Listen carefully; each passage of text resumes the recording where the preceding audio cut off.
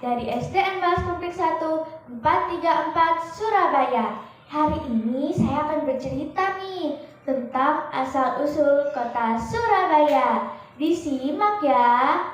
Dahulu di lautan luas sering terjadi perkelahian antara ikan hiu bernama Sura dan buaya bernama Baya. Mereka berkelahi hanya karena berebut mangsa. Keduanya sama-sama kuat, tangkas, cerdik, ganas, dan juga rakus. Sudah berkali-kali mereka berkelahi, namun belum pernah ada yang menang ataupun kalah. Akhirnya mereka mengadakan sebuah kesepakatan. Aku bosan terus-menerus berkelahi, Baya. Aku juga, Sura. Apa yang harus kita lakukan agar kita tidak lagi berkelahi?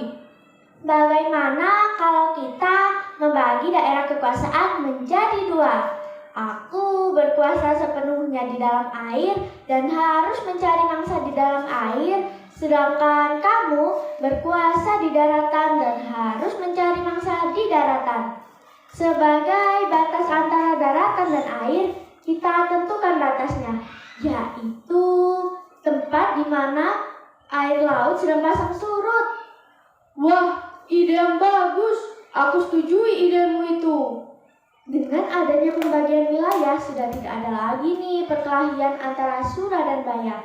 Mereka telah sepakat untuk menghormati wilayah masing-masing. Namun, pada suatu hari, Sura bosan dengan mangsanya. Aku bosan terus-menerus memakan ikan. Akhirnya, dia mencoba mencari makan di sungai. Dia mengendap-endap dengan pelan agar tidak ketahuan.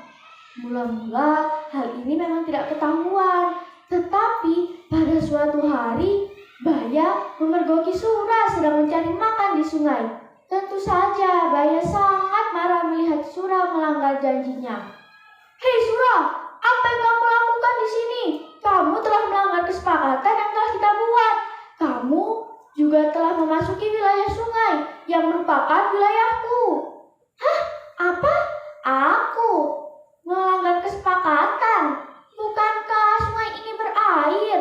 Bukankah aku sudah pernah bilang kalau aku adalah penguasa di air? Mana bisa begitu? Sungai itu tempatnya di darat. Berarti ini adalah daerah kekuasaanku. Tidak bisa. Aku kan tidak pernah bilang kalau daerah kekuasaanku itu hanya air laut, tetapi juga air sungai. Kamu sengaja mencari gara-gara ya, Sura?